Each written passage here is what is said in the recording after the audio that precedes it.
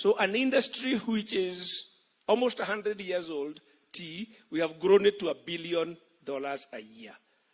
We can get dairy to the same point within 3 to 5 years. There is no other sector which offers such incredible opportunity to do those 5 things. And I think the people in this room, if we are thinking about particularly the export industry, obviously the route to market is brands. Yeah? I shared an office 30 years ago with a gentleman who was working for the World Bank, but 10 years before, he had been corporate planning director for KCC. And he told me something I don't think many of us know. In the late 70s, KCC was planning to put a bid for Nestle, because KCC was bigger in milk export than Nestle. So they had gotten financiers who were willing to finance KCC to buy Nestle's milk export business. Then things went this way and that way. So we've been there. Our brands are known out there. We have the infrastructure. We have the capability. We have the farmers. What we need to do is just put all those pieces together. Thank you very much. Thank you. Thank you very much. Now, Your Excellency, I'll call Ms. Margaret Kibogi, the Managing Director of our Kenya Dairy Board, to give a very brief overview of our dairy subsector. Karibu, MD.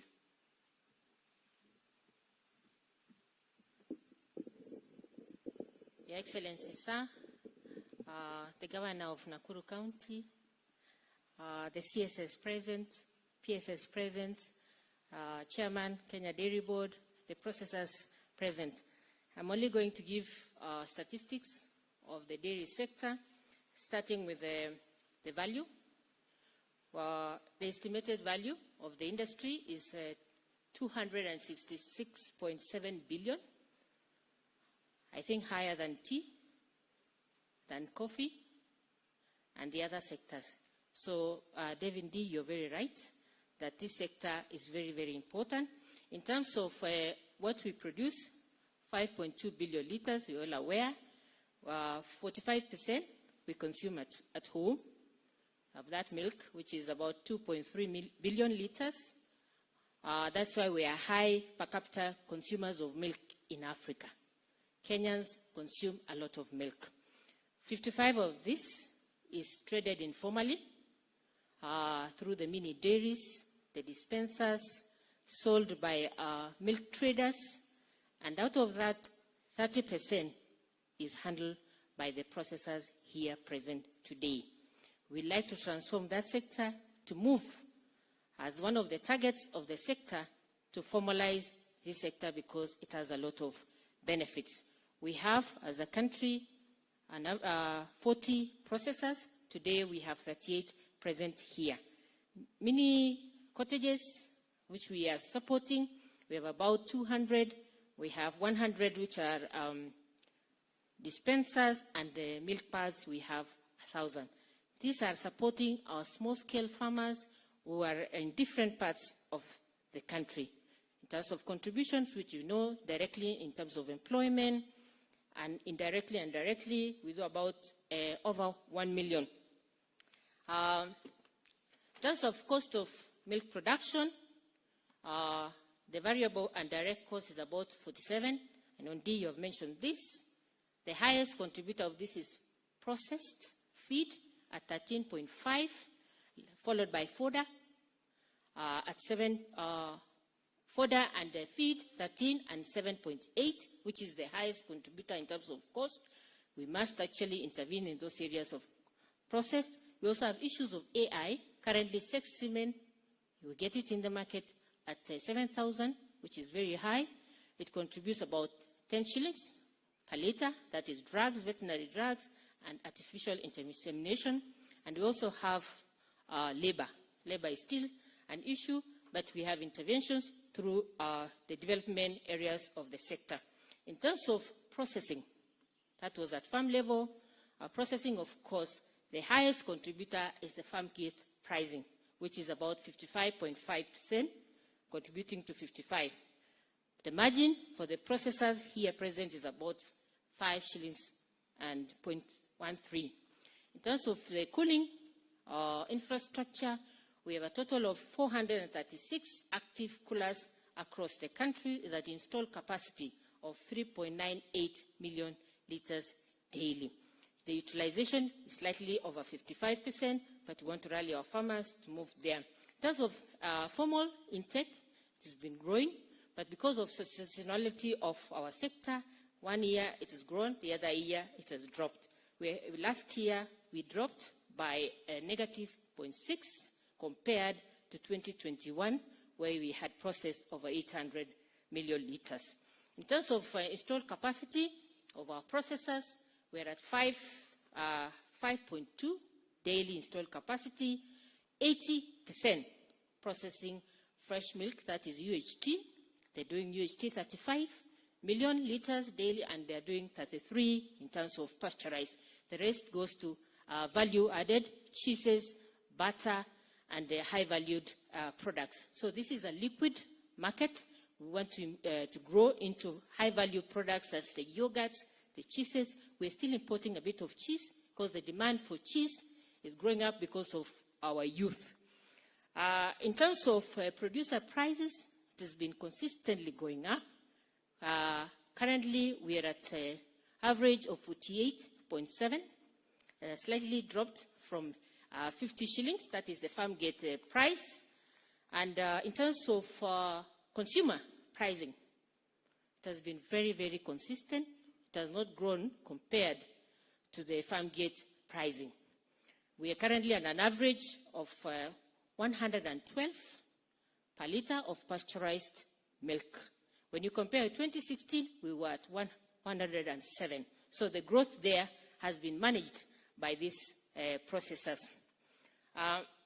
In terms of value, it has been going up because of the cost of the formally marketed products. Export, we had a huge jump from 1.5 kgs to 18 million kgs last year. This is because of the conversation we had as a sector, and we started penetration because we want to achieve the 1 billion exports. And one of the areas that we're looking at is EAC, the market that has actually grown. The 18 million kgs that we have exported is UHT, cheeses, yogurt, and flavored milk to Southern Sudan, Somalia. It is a growing sector that we are going to ensure that we build and even double this year, considering doubling the export market. In terms of competitiveness of our sector, this is an area that will require a lot of intervention. Globally, WMP, which is whole milk powder, that is highly traded globally, ours is the highest at 67.8%. Globally, 1 kg of milk powder is 441.6, while in Kenya, it is 740.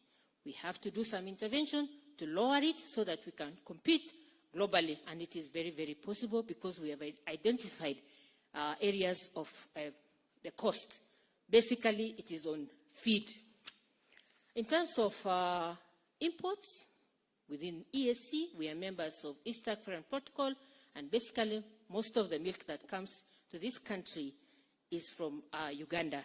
We imported last year 71 million litres and 15 million kgs of whole milk powder.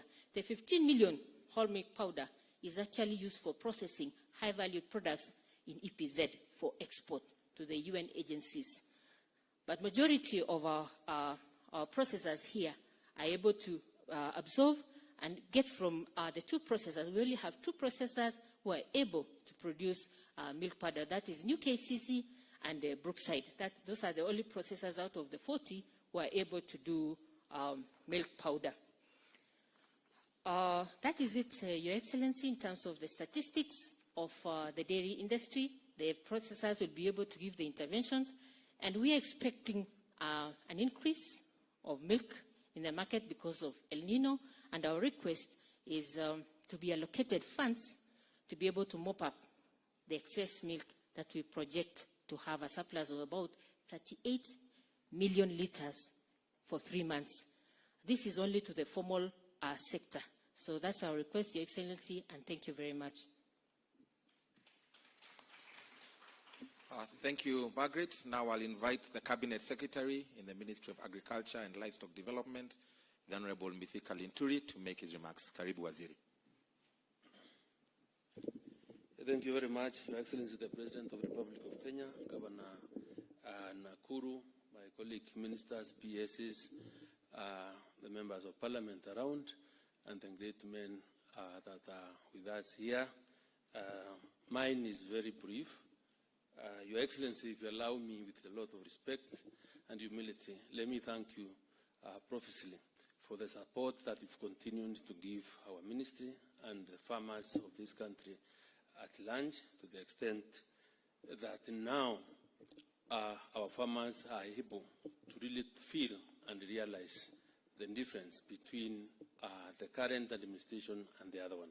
Number two, Your Excellency, I know that your agenda in increasing production and productivity is so key towards opening up or growing the economy of this country. And one of the areas that you've really identified is the dairy sector.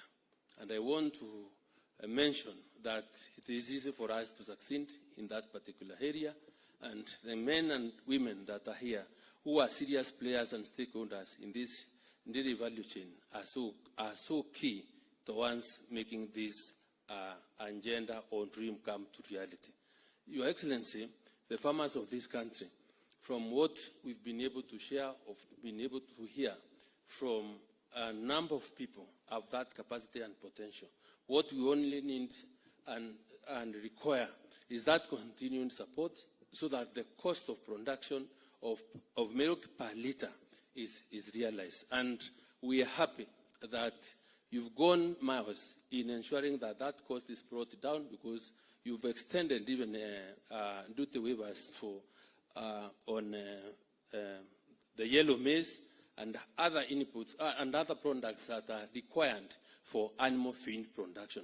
The ministry's agenda in trying to commercialize and grow fonder will also be in a position to be able to bring the cost of production the cost of production per liter per milk.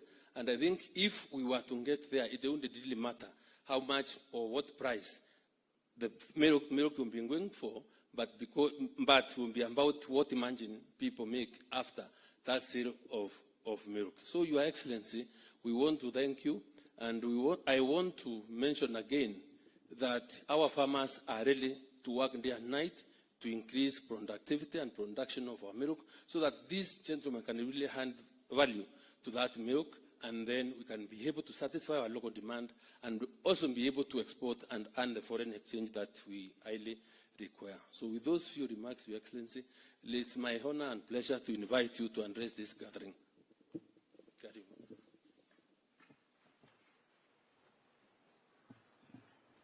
Thank you very much. Let's take our seats.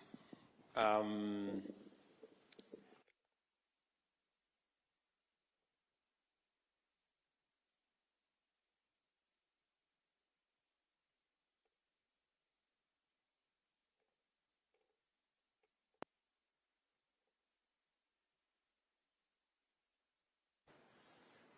understand full well that the processors are largely private sector players,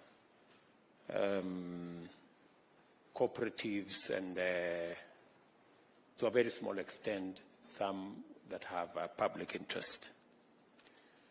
And I think David Ndii has told you what our plan is. We have identified this dairy sector as a very important sector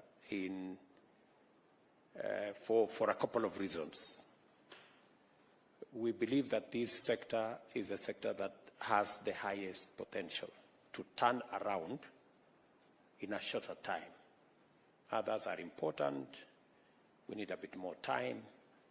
But this is an area where we have already what we can say both comparative and competitive advantage. We are already among the largest milk producers in the continent. Maybe the third, maybe the second, maybe the first. Sometimes it keeps swinging. Others overtake us once in a while.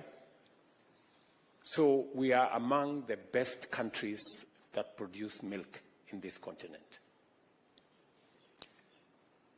And it is because we already have livestock, and we have farmers, and we have, to an extent, some good measure of technical know-how and management capacity. We just need to see how we can build, the partnership and working together to elevate the productivity of our herd and increase the production of our country. It is valuable to us as a nation because it is the place where we can easily increase the incomes of many farmers and many Kenyans. As has been said, the same cows we have today that are producing 2, 3, 4, 5, we can double. The same herd, same farmer, same place, we can double the production just by making a couple of interventions. And we want to listen to some of the ideas you have, because we also are focused on this sector and we have interventions that we want to put in place. We believe this is also a sector that can not only generate more incomes for Kenyans, it can also create significant levels of employment. We have so many young people that as government we believe we should find opportunities for them to work. And dairy sector is one such sector, especially the whole value chain from production all the way to the market. It is also important to us, as was said by the Director of Dairy Board, that this is an area that can earn us foreign exchange. We all know that our GDP, export GDP as a percentage of our overall GDP has been going down. From, I think, 30% a while ago, we are now around 10%. And one of the areas that we can use to increase our exports is this dairy sector. And that is why it is very important for us to have this conversation. We are going to have conversations with other sectors and other stakeholders in this space. And because you are the primary people, you are ultimately the people who process our milk, it is important for us to engage you. And just to mention a couple of areas that we are doing as government. Number one, we are investing in the infrastructure for good semen, for purposes of getting good breeds that are both good for milk production and meat production. We are investing some resources in Kagrik. We are investing some resources in Kevefabi. And this year, we also changed the tax structure to support local animal vaccine production so that we can encourage more people to produce the vaccines that we use to manage the diseases around our livestock locally, that we produce them locally. Number two, we are focused also on the milk cold chain, because part of the challenge we've had is perishability of milk. And the longer milk takes to get to a cold chain facility, the lower the quality. And therefore, to manage quality, we are rolling out, I think it has been said here, we have 400 and how many? 460 milk coolers. Of those 460 milk coolers, 350 are actually public, which we acquired as government. We are again in the process of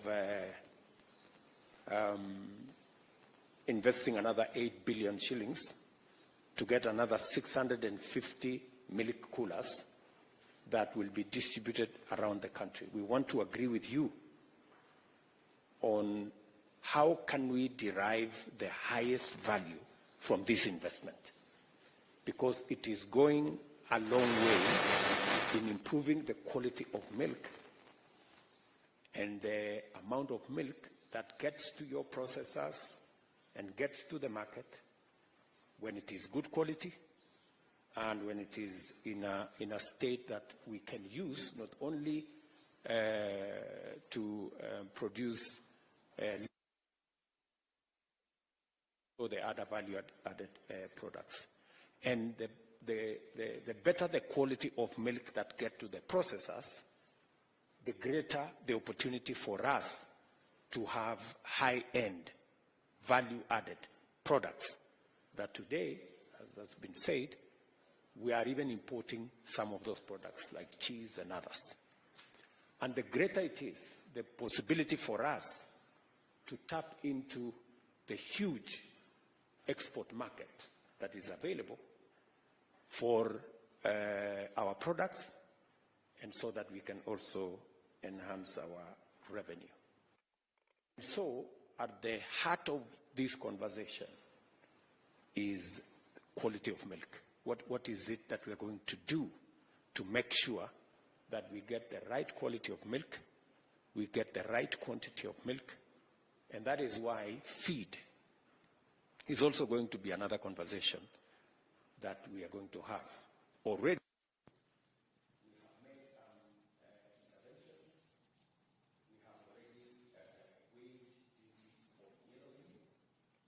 we are working with some private sector players to see whether we can bulk the production of silage, hay, and other products so that we can make them affordable to many of our farmers, to increase their productivity, and so that we can make this whole industry sustainable, profitable, but we also use it to drive our revenues, both local and from exports.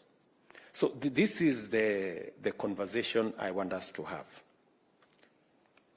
What I was asking my team is that as we make all these interventions, we are investing in AI facility, we're investing in vaccine facility, we're investing in cold room facility, we are investing in supporting farmers, and everything that we are doing, what are the other stakeholders doing?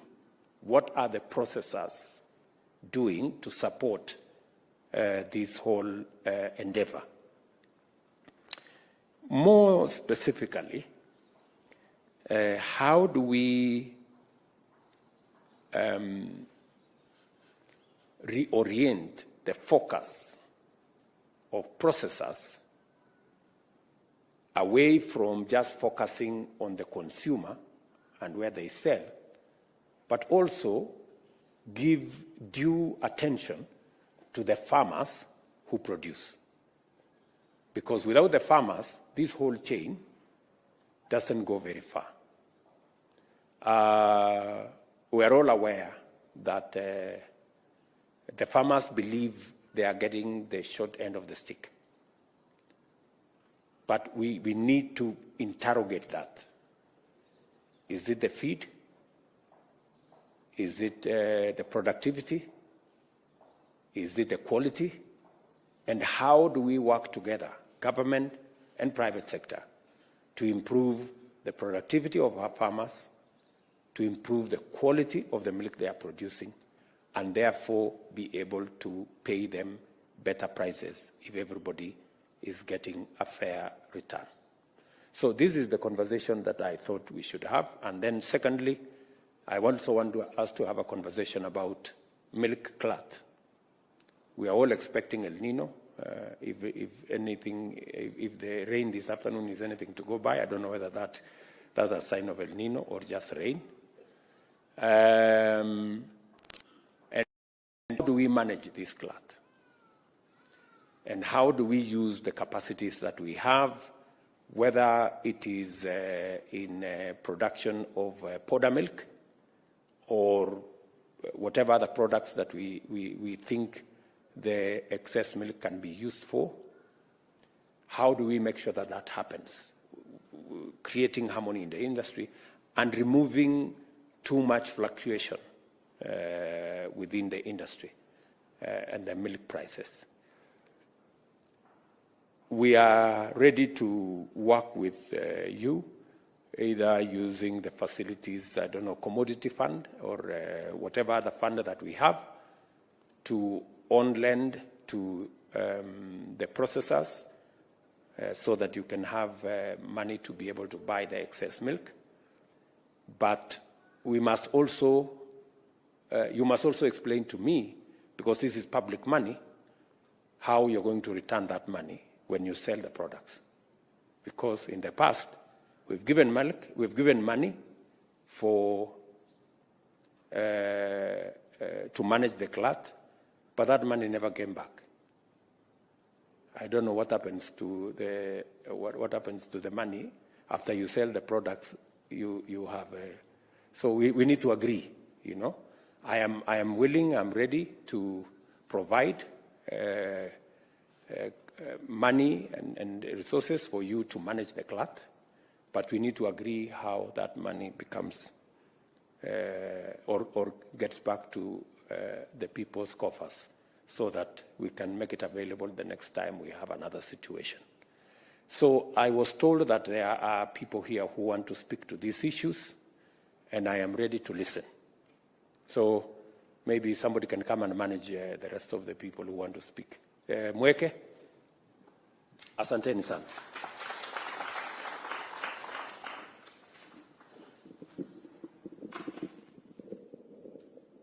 Thank you very much, Your Excellency.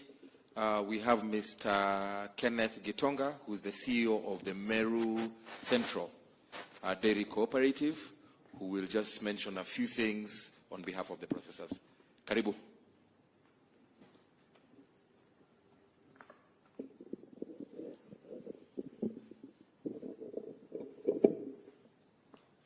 Your Excellency, the President of the Republic of Kenya, His Excellency, the Governor of Nakuru, Cabinet members present, senior government officers, all protocols observed, good evening. Yeah, thank you very much. I want to take this opportunity to say we are very, very grateful, His Excellency, for inviting us. My name is Kenneth Gitonga. I'm the CEO of Meru Dairy Union. This is the first time we have been called by a sitting end of state to listen to us. And we are very happy as processors because it's a momentum we have never gotten.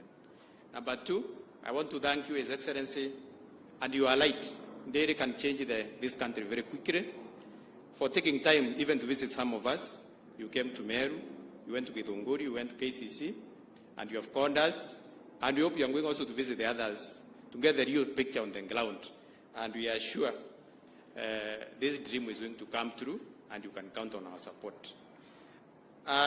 When we got this invitation, we met on Monday as processors, just to prepare ourselves on how to engage on this meeting. And we came up with a few points which we wanted to bring to your attention so that you can look at them and see how they fit in. Now, there's a common belief there that the farmers are getting a raw deal, or the processors are having the money, and the processors are feeling that they're not getting enough, or they're not getting money enough to cover their investments. So it's a cheese, everyone believes, blaming the other one. And we thought, we looked at it from the top to the last point. We have 5 points which we agreed on. And I think my colleagues will agree with me and also maybe support or agree. Now, number one is at the farm level. We looked at our farmers. We are paying our farmers 50 shillings. Currently, the average is 48 according to the MD, but they're still complaining. And then we're asking ourselves, how much should we pay so that they can be happy? After engaging and consulting and looking all over the world, we are seeing there's an issue on the cost, not actually the price, but the cost of production at the farm level. That is the main source of all these issues, because when the farmer produces at a cost almost over 50 shillings, we start already at a very high note, and down the value chain, we are not likely to compete out there. His Excellency, it is possible, and you have done research, to produce milk in this country at below 30 shillings. And if we can do production at below 30 shillings, there will be money for everyone. The farmer will get the money, the processor will get money, the government will get taxes, and all of us will be happy. And we will beat everybody in the world market. So we need to ask ourselves, what is this we need to do at the farm level? We have come with 2 suggestions. Number 1, this farmer of ours producing 3 liters should be encouraged, number 1, to increase the production per cow, and number 2, to increase the number of cows. If we just increase the numbers and the volumes, we are sorted. How do we achieve this? Production only requires land and water, and that's all, which we have.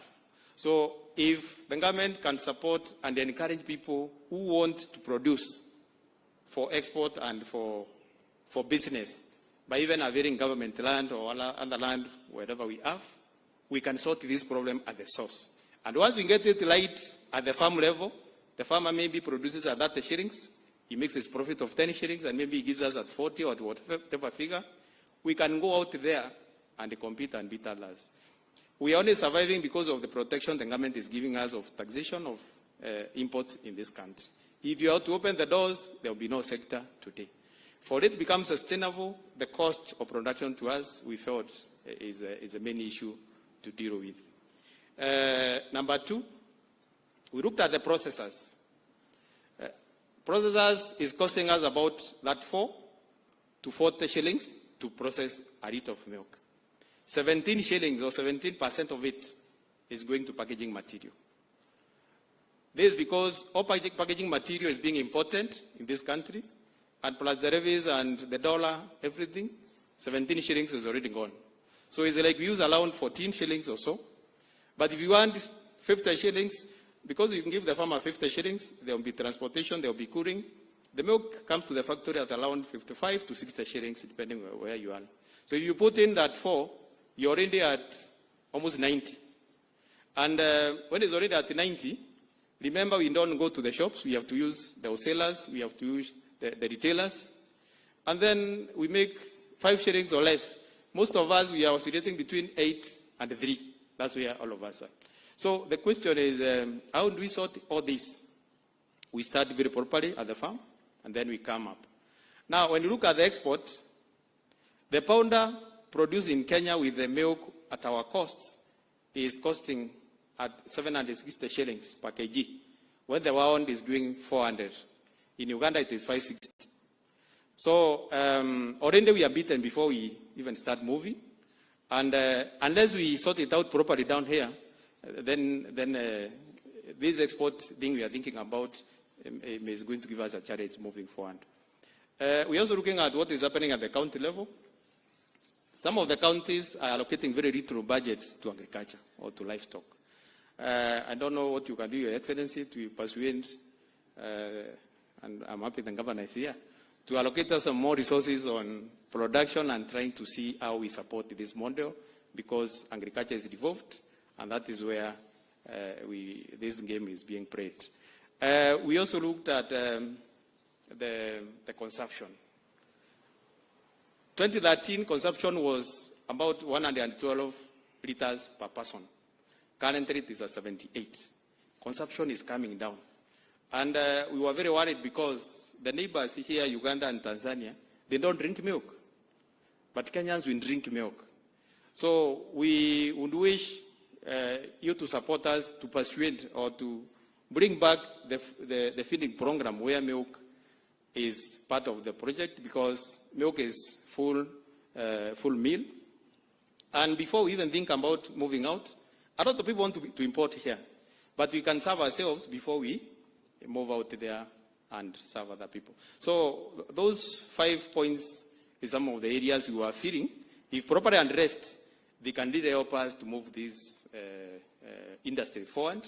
And this industry will become automatically sustainable. We will go there, fight for our space, and things are going to be okay. Thank you very much.